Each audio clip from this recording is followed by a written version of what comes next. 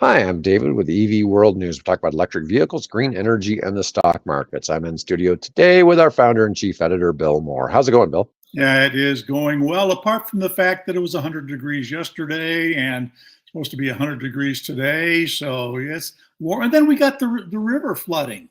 Oh So, yeah, that's nuts. I drove by the Missouri yesterday, and it's full of debris and yeah. trees and stuff flooding. It's just crazy. It's like I didn't even realize we'd had some flood up north that took out a bridge Oh, and yeah. all that. Well, and it's in danger of taking out part of a dam up Minnesota. that area too. So, Yeah, I yeah. saw that. I saw that. So Yeah, that usually when we have flooding, it's because of the snow melt.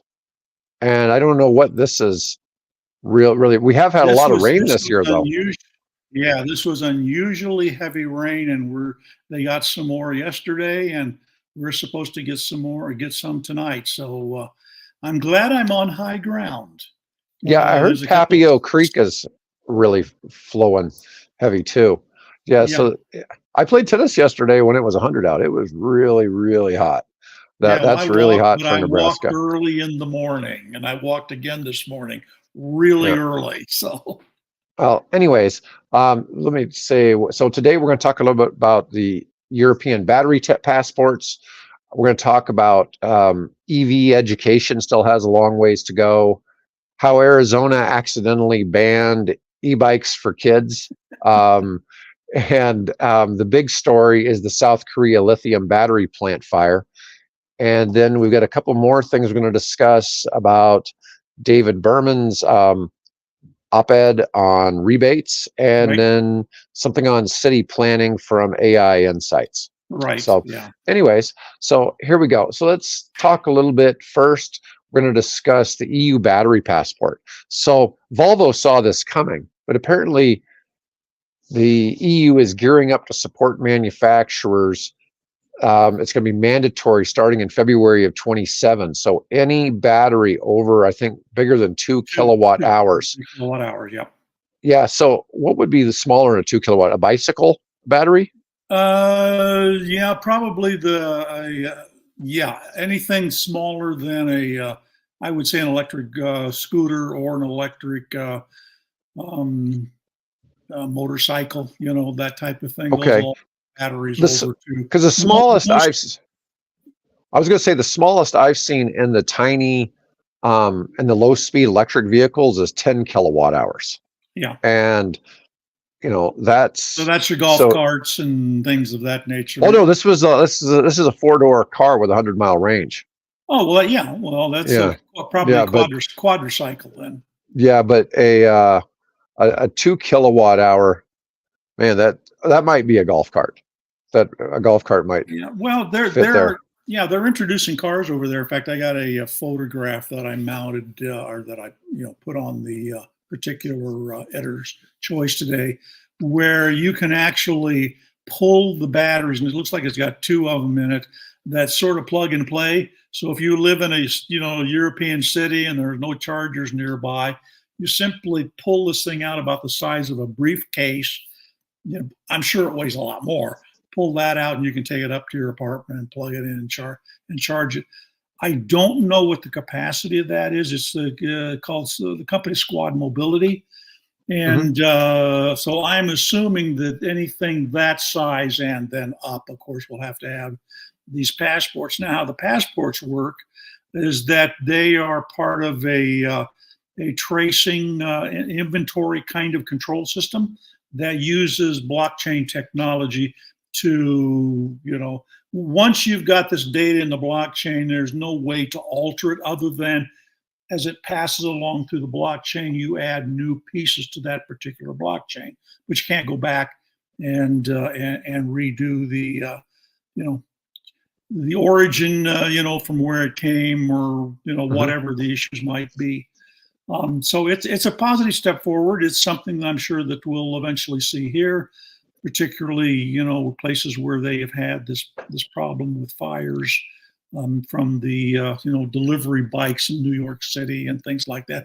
Although because it's 2 kilowatt, it may not actually apply to that class of bike. So we'll probably see something else at some point that'll include them in it. But that's a big step forward. It also involves a lot of technology and server space. We've got this demand for electricity that is growing. I think I just saw something that they expect by like 2027 or something, some number in that area, not that far in the future, where electricity demand will double globally. Yeah, it's nuts. Musk said that next year we're going to have demand exceeding supply of electricity. Oh, well, particularly, No, where that's all coming from. That's all, of course, coming from not the data, EVs. no, the It's data coming centers. from it's coming from the data centers. Yeah. Right. So the battery passports are going to record the origins of all the raw materials, Yep. components, recycled content, and carbon footprint of all these batteries. It did delineate that 2 kilowatt hours or bigger batteries will include bigger e-bikes, micro cars, marine batteries, and any application in any battery chemistry. So fundamentally, all manufacturers need to be able to demonstrate where the raw materials came from, that they've met the regulatory due diligence requirements within their supply chain. They've calculated a carbon footprint per battery and provided the consumer with the ability to look it up, including the residual battery life. That's an obligation on anyone putting a battery above the size onto the market, which would apply equally to micromobility. And Volvo has put the flag in the sand, showing that these digital passports are possible at production scale, and now other automakers are rushing to create their own to meet the 2027 deadline. Yep. So that's interesting to see, where they're going to take battery tech. Now, let's go on and let's talk about this. So we had a story about a community Tesla interview shows that EV education still has a long ways to go. And this was an article that came from Australia. Yeah, it's out of Australia. And yeah, and it's basically saying that this EV owner was surprised that most people didn't know that Model Y is the best-selling car in the world. And I will tell you, I don't think very many people really know that. Now, it's not the best-selling car in the United States. I think it's like third or fourth in the U.S., but all the vehicles ahead of it, all the vehicles ahead of the Model Y are all pickup trucks in the United States. Yeah. Okay. Yeah. So, but globally, the Model Y is the best-selling car. And anyways, that's an odd thing to not know.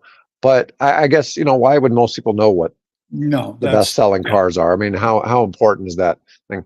But I've noticed, I've had a lot of conversations with people recently about the EV tax credits, and especially the used car tax credits. I've heard people talking about, like they don't have a car, they need to get a car. And there are people who don't make a lot of money, and it's like, hey, this is free $4,000 you can use for down payment and to get one. And I don't think the dealers are educating people. But also a lot of dealers don't have a plug-in hybrid or electric vehicle to sell that fit, that's under $25,000. And so I'm not saying there's necessarily a shortage. If you do some research, there's lots of them available. Carvana does a real nice job. I'm not a fan of Carvana, but their website does a really nice job of identifying vehicles that are eligible. And in your geographic area. I mean, you can expand it out to nationally. Yeah, they do, but they list all kinds of cars that I'd never even heard of that are eligible, but it's eligible for both a full electric vehicle and a plug-in hybrid. And there's a lot of options out there. Chevy Volts. I always talk about that Cadillac ELR because that's the real steal out there if you can live with a two-door car. I mean, there's some nice looking cars in that space. There's lots of Tesla Model 3s, and there's just a lot of options. The only thing that's a challenge for that with the Tesla Model 3, a lot of your people that really need help buying a used car live in apartments, and what are you going to do? I mean, it's a difficult situation. Even the plug-in hybrid isn't necessarily ideal in an apartment complex. But if you have at least 110-volt power, you can run out to your car from somewhere, and you can plug that car in overnight. You pretty much will stop using gas. Yeah, if you've got a the average commute 30 miles or so, you can easily get that in the 8 hours that the car's been plugged in. 110, the kind of thing you run your computer off of, and you run your Right. microwave and your coffee pot, and all that kind of stuff. So yeah, Yeah. So it works it's because I did it for 3 years. So I proved it can be done. yeah, and but it's interesting to see because most people just have no idea about so much. Not we had somebody on for an interview last week, and he was talking about how so much of the failure in the EV space to date has to do with just education. People don't really know what they're talking about when it comes to EVs. I see all these things. Oh, EVs are junk. Chinese cars are junk. It's like, well, we don't sell Chinese EVs in the United States, but there's probably Oh, some that are junk. I'm sure there's plenty of them that are, but I've seen them. Yes, yes, but the in BYDs and the Mexico, not Neos and here. In yeah, Mexico. yeah, they're quality cars, and they're gonna eventually kill U.S. The U.S. brands that are selling overseas because the U.S. brands were considered to be a premium brand, Yeah, and for now, people overseas, just like we like German cars here in the United States are premium.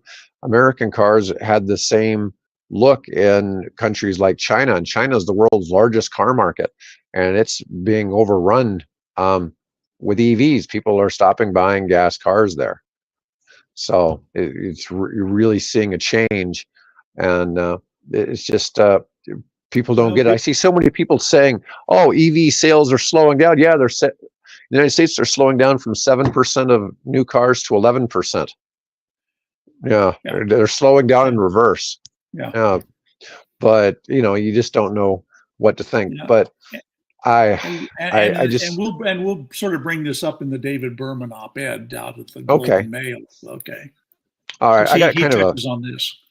all right. Our next topic is kind of funny. So this is Arizona passed a law to make it so that kids without a driver's license, couldn't be riding around on like four wheelers. And it was really kind of aimed at like gas four wheelers and Hmm. motorcycles and things like Right, that without a ATVs. Yeah. license. But it accidentally outlawed off-road e-bikes for kids. And this was kind of funny. That wasn't the intent of the bill, but they wrote it in such a way that it made it a criminal offense in Arizona to be operating.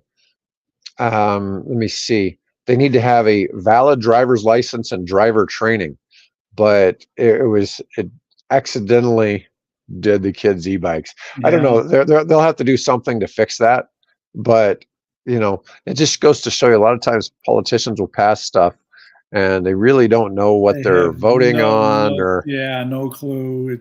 Yeah.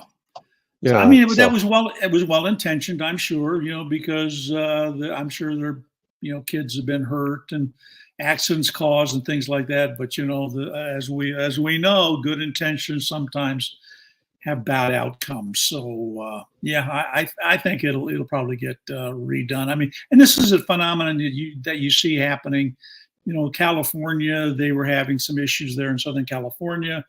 A kid went out and apparently got hurt or killed. I don't remember exactly the circumstances, but it was enough, to we got to ban these things. We can't have them, riding them. Well, yeah, I understand where that's coming from, but we have to have some moderation in these things.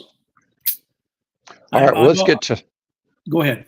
Well, I was going to say, let's go ahead and get to the story that everybody really wants to see today. Yeah. And that this is Yeah. so yesterday there was a fire in South Korea lithium battery Yeah. plant, killed 22 workers. Yeah. So let's see what we get here. So I may skip ahead a little bit, but there's Yeah. what it looks like. Let's see. A series of battery cells exploded. I don't know exactly what that constitutes, with some 35,000 units. Now, these are small batteries. These weren't EV batteries, No, but these are not what were EV they? They were like batteries. watch batteries or phone batteries. These are what you refer to as button cells. So those little tiny cells that you buy, like the one I just had put in my in my watch. Or the battery that goes into your car opener. your fob or whatever. It's that type of battery we're talking about. That is technically a lithium metal. In fact, there's actually a lithium thiodine or something like that that make those up. They are non-rechargeable batteries. The company here in South Korea is called Aricel, something like that, possibly. And that's the only type of battery that they make, just the little button cells. I'm sure they'll have an investigation to figure out what the cause was, but it wasn't what you would think is sort of the typical, oh my God, that car battery blew up, right? Or the motorcycle or the e-bike or the scooter, different type of battery entirely. So that was the first thing I wanted, because my fear was, oh God, we've got another, problem with automotive lithium batteries, and this is not the case. These are the little tiny ones you buy at the drugstore. It comes in a pack of 5 or 6 or whatever it is. It's still terrible to believe that 22 workers died from this. Yes, interestingly, those most of those workers, I think 17 of them, were Chinese nationals that had come to work at the plant. Two of them were Korean. Another one I understand was Laotian. So yeah, I mean, it's tragic and it's horrible. I heard that a lot of those, read that a lot of those deaths may have been because of smoke inhalation, and not because there was, catastrophic hurtling of metal, as the thing exploded. That it was more of the fire and the smoke that was the main cause of the deaths. It says that the workers were on the second floor location, and they likely lost consciousness and succumbed within seconds. Yeah. And the factory had 35,000 different lithium batteries on hand. 17 Chinese, 1 Laotian, the rest were South Koreans. Most of them were temporary workers, which was run by South Korea-based Aricel, which is majority owned by a company called S-Connect. And so, hopefully they'll get to the bottom of it and they'll figure out what the problem, what caused that. Was it, faulty maintenance? Somebody smoking a cigarette that shouldn't have been smoking a cigarette in an area? There's all kinds of, you would think there'd be numerous safeguards and things like that, but somehow or another, it got through whatever those barriers are, and led to a tragic situation. The fire began when a series of battery cells exploded, although it remains unclear what triggered the initial explosions. It was difficult to enter the site initially due to fears of additional explosions. And it's hard to, I mean, how do you take those little button cells and get those to explode? I mean, you're talking what here, less than 3 volts and, microwatts.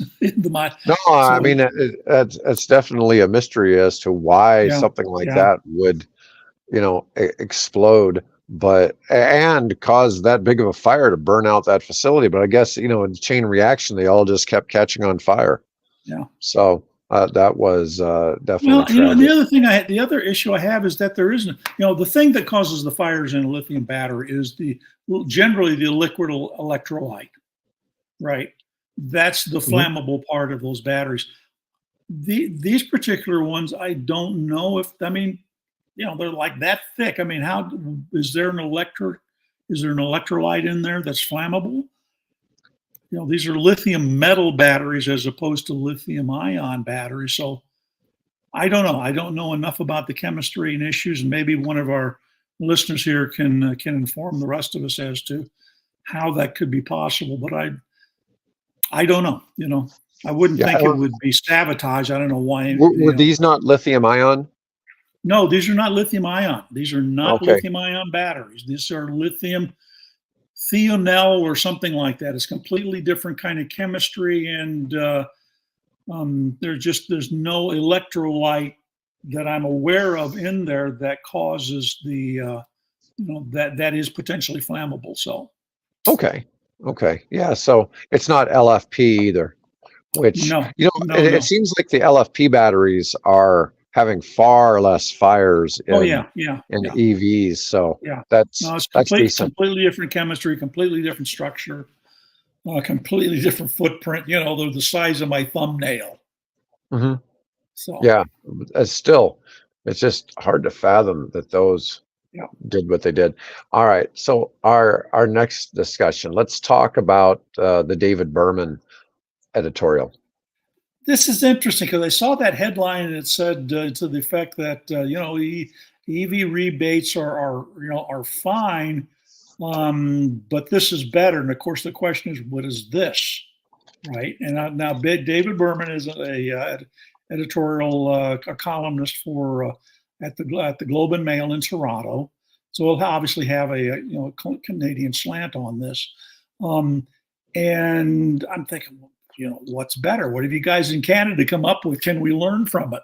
And basically, what he's saying in the article is that EVs have overcome a sufficient number of barriers that the need for rebates is becoming progressively less because they're just simply they're catching on. And while it's nice to get some kind of a handout from the government, obviously that's expensive. It's taxpayer dollars. It would appear that we're getting to the point. I don't know if we're quite there yet, but we're getting to the point to where it isn't as much of an incentive as the choices of vehicles that are available, the performance of the vehicles, the existence of charging infrastructure, the fun nature of the car, and the sheer number. He mentions in there that there are now 500 different EV models available globally. Wow. I had no idea. Now, does No, that I didn't include either. motorcycles and bicycles? I don't know if that's 500 automotive versions. I'm not aware of that many, but 500 EV models. It's getting to the point to where it's not just a handful of cars that you can choose from. Getting completely, complete choices of what you can get that's a good thing, and that's starting to sway people in the direction of, hey, I might go EV, and they are. Well, I think of a lot of it too is like we were talking earlier, dealerships aren't educating people on what kind of programs Yeah, we are know that. available to them. And it seemed, if I were a car salesman, I think I'd be all over that $4,000 and $7,500 rebate program, because that's just an easy way for somebody to pick up another car.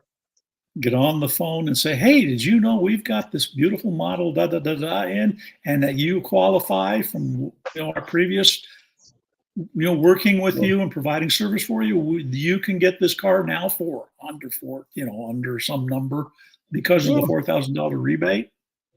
Would you go down and look? Yeah, I think it's pretty amazing. I've told lots of people about it, and they're like, no way. And I'm like, yeah, look at this car. It's like 15 grand. You can get $4,000 back from the government at the time of purchase. Yeah, or like the lucky lady in Colorado we talked about last week. Oh yeah, that was nuts. Less than $7,000. Sorry, less than $700. Yeah, that was nuts. That Nissan Leaf deal, lady bought for what was it? It was $7,700, and or 7650 total, and she got $7,000. She got $4,000 in federal and $3,000 from Colorado, and so she only paid like $650 for the damn car. And she was talking about, she had heated steering wheel, heated seats, all these other features she'd never had before. And we're not really big on the Nissan Leaf, but damn, that's hard to pass up. I mean, that's a bicycle. They were the first OEM mass manufactured pure electric car at the time. I mean, that was huge, step forward, of faith, out there when, GM wasn't going to build one like that. Oh, we'll build one with a plug, but have gasoline as a backup. So, yeah. What are we looking at? I'm just looking around. Oh, okay. I'm talking too much. No, no, you're fine. You're fine. You're fine. Um, anyways, So education of consumers. yeah, Huge education of need, whether they're in consumers. Australia or whether they're in Austin, right? Yeah. I had somebody telling me yesterday that some Tesla driver got trapped in their car and that they got locked in the car and they couldn't open the windows and they couldn't open the Yeah. doors. I'm like, I hadn't heard about this, but apparently it was news No, somewhere. yeah, it happened. And the lady was complaining that her child was in the car, an infant. I don't know the age, but an infant got trapped in the car. And this sparked, there was an article a guy wrote that says, what if Tesla cars were not just AI driven, artificial intelligence driven, but not aesthetic. What was the word he was using? But that they were driven by ethics driven. And so he laid out a scenario where the app on your phone is communicating with the car, which it sort of already does anyway, and that it notices this power drop and it comes up and it sends you a message that says, here's how you unlock your car, right? But apparently somewhere under the center console in the front seat, there is a hidden latch that you can pull and release. It lets the doors open up and release. So, and so he's saying, well, that would be nice if you had an app that would suddenly tell you, hey, your car is locked and you can't get in or you can't get out. Here's how you address that problem. Mm-hmm. So yeah, it's a concern, and again, I found the article. So the lady drained her battery and her automotive battery, the traction no, battery, the full Tesla battery. She ran it dead. Okay. And she was apparently she'd driven home and never charged her car or something. And got in it and it had run down. And she attempted to go for a drive. She unplugged the car. Oh, said she had it plugged in. Shut the door. Everything shut down. I couldn't open the windows. When she contacted Tesla's service, they told her how to use the latch in the glove box. Right. Yeah.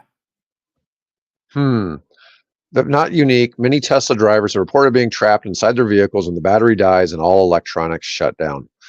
I just can't imagine. Well, say that my understanding, and again, I'm not a Tesla expert by any means. I'm an admirer at best. And whoop, thank you. My phone just went off. And that it has, well, I'm going to speak from mine. Mine has a 12-volt battery in my Fiat to power up the electronics. And so when the 12-volt goes bad, the electronics won't work. Therefore, the car won't start. So you know what? I'm sorry, Bill. It wasn't the main EV battery. It was the regular car battery that failed. It was the 12-volt.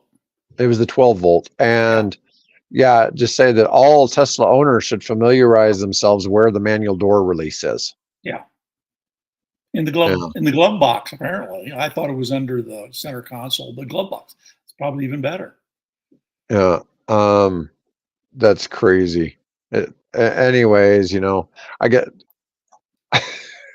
I don't even know what to say about that. I had somebody tell me about that, and it's like I hadn't heard about the story. So yeah, well, yeah, they have the what they call a dog mode, right? That you can lock your car in a Tesla, and it'll maintain a comfortable temperature for your dog, so you don't have to worry about your dog, as being dying of heat frustration. So, but apparently Tesla had, when their latest update, apparently something is impacting that. So they sent out an alert to Tesla owners, don't use the dog mode because we've got an issue with it and we need to fix. So again, it's software, complicated, doesn't take, I code a little bit. And all I have to do is have a semicolon out of place and it won't work. So it's that, it can be frustrating to, and particularly if you've got a car that's got probably millions of lines of code and trying to, make one little change here, and damn, that's connected to something somewhere completely on the other system, and maybe somebody else has written and impacts it. So if you have a dog and you're using the dog mode, check with Tesla to see if your car is impacted by that cautionary note. So All right. So our last thing for today, you wanted to talk about our AI insights on city planning. yeah, we all like our cars, right? I mean, Europe, they are small enough and tightly packed enough and things and they've got a, fairly good public transit system that they've had there for, jet decades. So for them to, I'm going to take a bike, I'm going to take the local tram to get around, do my shopping, right? I'll just go down and walk to the grocery store and things. In America, we decided at some point after Henry Ford invented the Model T and made it affordable for the middle class to afford cars, we decided to build out suburbia. Mm-hmm. And then the process of that, we implemented zoning laws that said these things can't be here. And so, yeah, I have a grocery store nearby, mile and a half away. I can walk there, and I've seen some people do that. But generally, what's going to happen? You're going to jump into your F-150, and you or your minivan or your SUV, and you're going to go down and pick up a few items at the grocery store. And I'll put up my hand and say I've done that. I'm guilty of that, although I've tried more often than not to use the bicycle. So we built this infrastructure thing that requires in America you own a car. It's just the way it is. The industry is not located there. So I decided, well, how are we going to fix this? We know we need to cut carbon emissions, but who of us wants to give up our car, right? So particularly in city, now Omaha, maybe not so much, but some of the bigger cities, congested areas, how do we do that? So I decided I would ask Pi, which is the AI, one of the AI. I've started using ChatGPT and Deep AI and some of those, but I decided to ask it this question. How can cities best structure themselves to balance automobile access while reducing emissions and making streets safer and healthier for their citizens? Okay. So AI responds, in this case, Pi AI responds, balancing automobile access with reduced emissions and improved safety and health for citizens can be achieved through various urban planning strategies and policies. Here are some suggestions. Can I go through them? Sure. Okay. Number one, prioritize, I'll get it right, prioritize public transportation. Develop and promote efficient and accessible public transportation systems, such as buses, trams, and trains, to reduce the reliance on personal vehicles. Now, what is interesting, of course, is you've been following the Omaha, what do we call that thing? It's not a subway, it's not a tram, but it's, trolley car, the streetcar. Right. Omaha streetcar program. Apparently, they are beginning to see some positive economic benefits even before the thing's been built, which is interesting. So that's a positive thing. So anyway, you should do buses, trams, and trains to reduce reliance on personal vehicles. Encourage active transportation. Invest in infrastructure for walking and cycling, including dedicated bicycle lanes, bike lanes, pedestrian-friendly sidewalks, and safe intersections. Number two, implement low-emission zones. Establish areas within the city where access is restricted for high-emission vehicles, promoting the use of cleaner transportation options. And of course, anyone who's planning on going to Paris for the Olympics next month will probably experience this because they are making significant efforts to try to cut the automobile traffic through the center of Paris. In fact, a few weeks ago, they actually shut down a portion of the Champs-Élysées and set it up for picnics, a picnic ground in the middle of the street for people. So they said, so implement these low emission zones. London has that. New York is currently struggling whether it wants to implement one or not. They have proposed it. Apparently, the governor has kind of backed off, but there's pressure to bring it back. Promote carpooling and shared mobility. That sounds kind of like Musk is interested in that. Encourage the use of carpooling, ride sharing, and other shared mobility options to reduce the number of individual car trips. Number 4, encourage electric vehicles, provide incentives for the adoption of electric vehicles, including charging infrastructure and tax credits to reduce emissions from personal vehicles.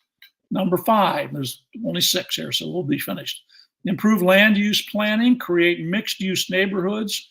This is what I'm coming back to. Once upon a time, you did have a neighborhood grocery. In fact, there's an area I thought it was interesting in the older part of Kansas City. There's a neighborhood down there where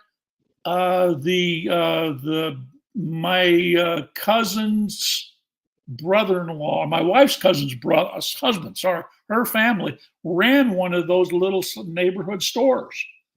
We're starting to have some mixed-use apartment developments coming in around Omaha. You got that one even out kind of towards where you live, out at about 114th. Luxury 96. They've got that happening. They've got the restaurants, the bars, they've got other places all in the apartment complexes, and I like that. Yep, they're starting to happen, and also they're building something. They've already done something like that also out on 132nd, just to the to the west of the ballpark. So it's starting to happen. I lived in mixed use. I used to live in Fairfax, Virginia, which is a DC suburb, and we had a convenience store, we had a Chinese restaurant, we had a couple other places that were all at the base of the building. It was real nice. I'm sure those places just were killing it in terms of how much they made just off the apartment complex. Yeah, they're doing that actually in La Vista. Down on 84th Street, they're building that sort of apartment complex, and all that is included with mixed use businesses and things. So it's great, and it's happening. And so you folks that are watching can appreciate. Bill and I live in Nebraska. We're not Omaha. While it's got a metro of about 800,000 people, it is not like living in New York or Chicago or LA. So these things are a little different for us. And so we sometimes offer a bit of a different perspective on some of these things, just because we live in a more rural state. And, we have big yards. We all have to mow the grass,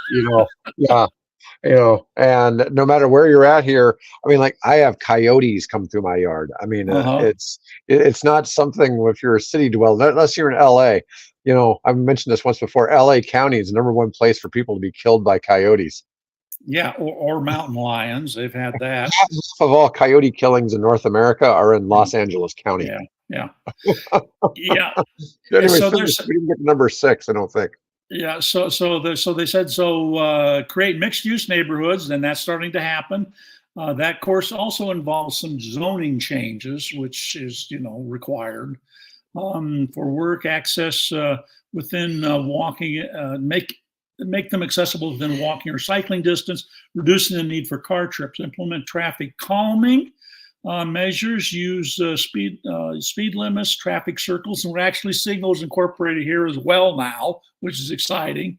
But you drive down Lincoln Street, which is kind of how the city is planning it wants to develop around that street. They've put in those traffic circles, what we called when I lived in the UK, roundabouts.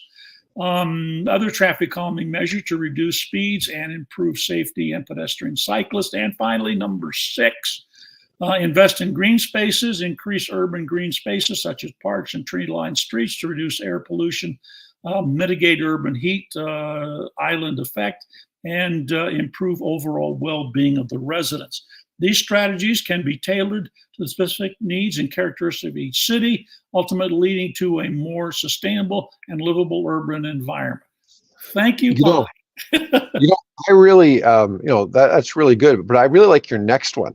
How much money did Berkshire Hathaway make from its investment? This is staggering, because I tell people all the time they've never heard of BYD. I go, look, Warren Buffett owns a big chunk of BYD. Yeah. And at one point they owned as much as 21%, but they've sold off quite a Yeah, bit. they've sold off. It appears that our initial $230 million investment they put in BYD has returned them about $12 billion. Yeah. Yeah. So if you think you know more about how bad EVs are than Warren does, then he's made $12 billion off of it. Outside of Elon Musk and a few other people, not many people have made that much money off of EVs. No. Okay. He's made a killing. But he does say he will not invest in another Chinese company. No. So no. he probably has his misgivings. He hit it out of the ballpark with that. Yes, BYD. Now, despite the fact that I like Chinese EVs, if you ever tune into our Friday stock show, we always advise people do not buy their stocks. Okay. So there's manipulation. I don't think they're fair trade partners. There's a lot of other issues with the Chinese stocks. And you probably saw the articles where people were saying that the reason why the Chinese have gotten where they are is because the Chinese government invested $230 billion to help them get to that point. And so they hired a gentleman named Wang Gang, who used to work who's a Chinese national, went to work in Europe for Audi, learned everything he could there, came back in the mid-90s, early 90s, and got appointed as the Minister of Economic Development or Technology or whatever it was, and started promoting the development of electric vehicles. I was there for a symposium in 1998. And I believe he was there to speak at that symposium. Unfortunately, I was so jet lagged that I think I slept through half of it. but in '98, they were already holding worldwide symposium on the development of electric vehicle technology. And of course, look where they are now. So the caveat to that is that since the Biden administration has come in, the federal government has put significantly more money than the Chinese did to get us to catch up with them. So hopefully that's an investment that will pay off for all of us. It certainly paid off for the Chinese. But was that $230 billion in today's dollars or when it was actually spent?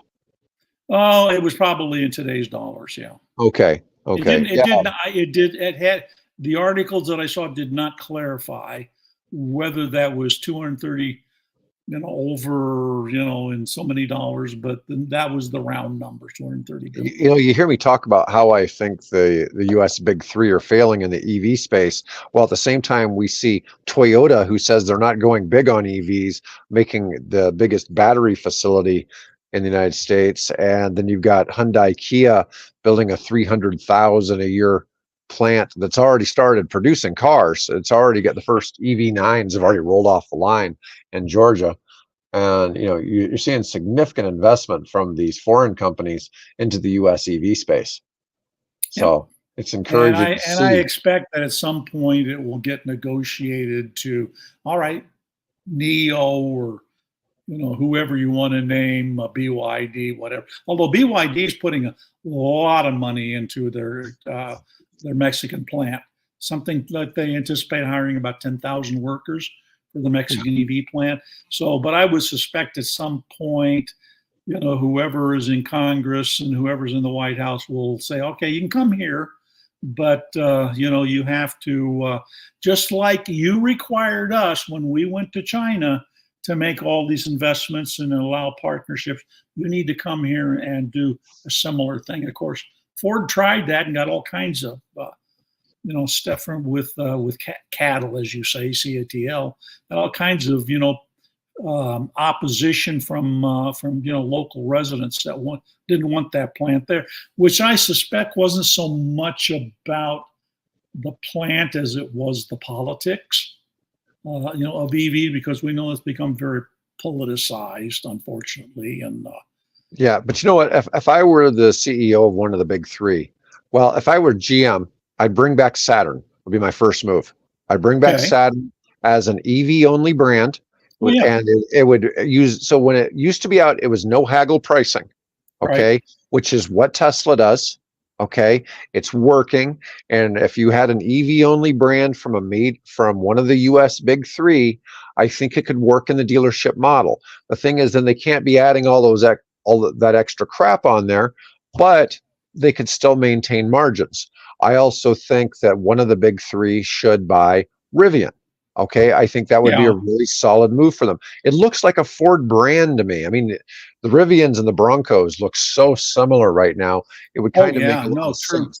And Yeah. I think it would be a good move for one of them, because the problem with the big three is they're trying to take their existing cars and turn them into EVs, whereas the Yeah. successful EV companies started out trying to make EVs and then make them look like beautiful cars. Right.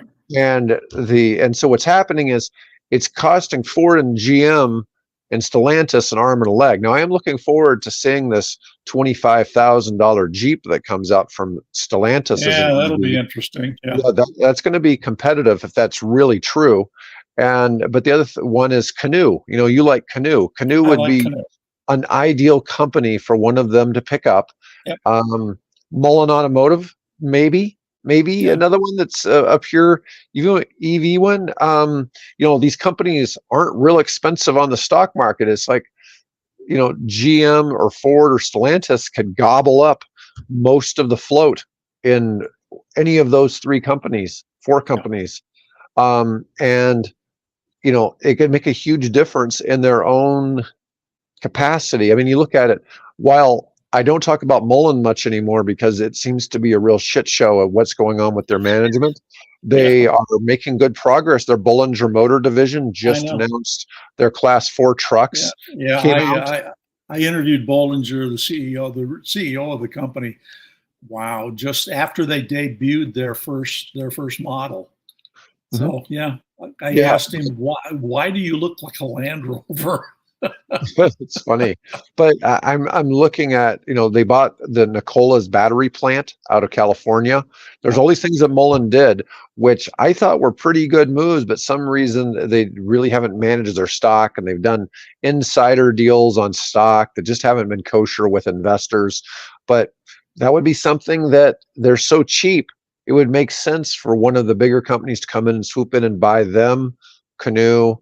Rivian's at a low price, but I'm just saying that any of those companies could make a big difference Yeah. in where the manufacturer going. But if I were Mary Barra, I would for sure bring back the Saturn brand, because the Saturn car What are they? names, like the Yeah. Aura and some others, they even Yeah. sound like EVs. Yeah. I wonder, what are they doing? I wonder what are they doing at the Spring Hill plant anyway?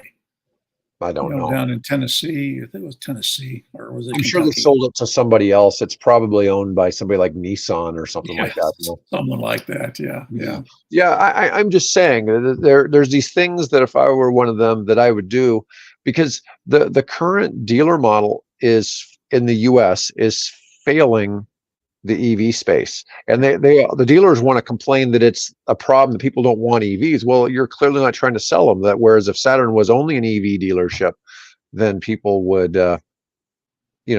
come back and look at it. But Yeah. that's my 2 cents. Anyway, we've gone Okay. long enough today, Bill. We've gone long enough, and thank you for all of you people that have hung in there Yeah. and listened to us dialogue Yes, on these things. and once again, if you Rant. please follow us, like and subscribe. Share this content with somebody else, and once again, thanks for watching.